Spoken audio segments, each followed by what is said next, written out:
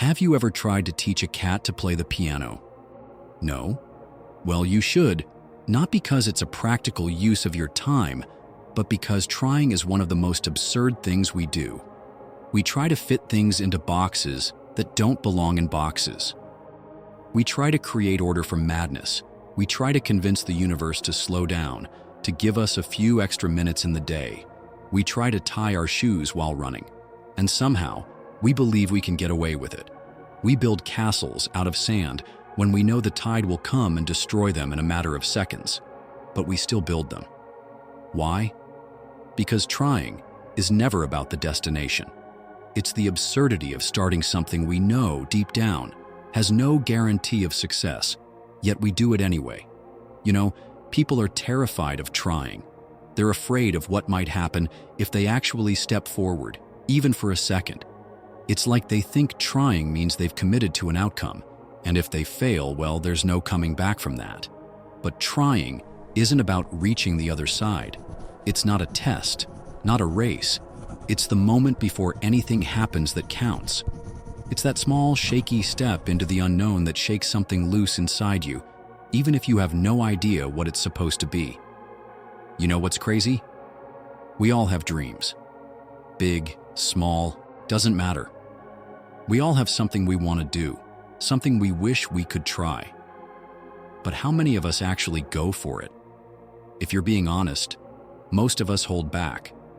We overthink it. We're scared of failing.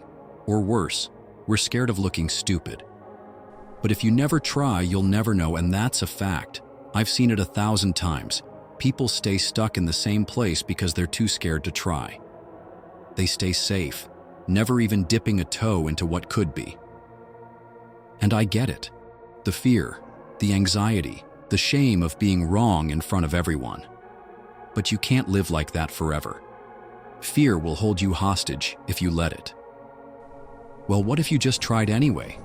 What's the worst that could happen? I've tried a lot of things. Some things worked, a lot didn't. But you know what? Every single time, I learned something I never would have if I stayed frozen, too scared to budge. Even the mistakes, they taught me. They slapped me around a little bit, but I came out of them with more grit than I had before. Trying is never clean. It's like walking into a room with no idea where the door is, and yet, somehow, you still end up finding your way. You don't fall into the abyss by making one mistake. You fall into the abyss by never daring to leave the shore. By keeping your feet planted firmly in the sand and convincing yourself the ocean is too scary. The only way you'll ever know if something is meant for you, or if you're even capable of doing it, is to try. Even if you don't know how, and even if it seems like a long shot.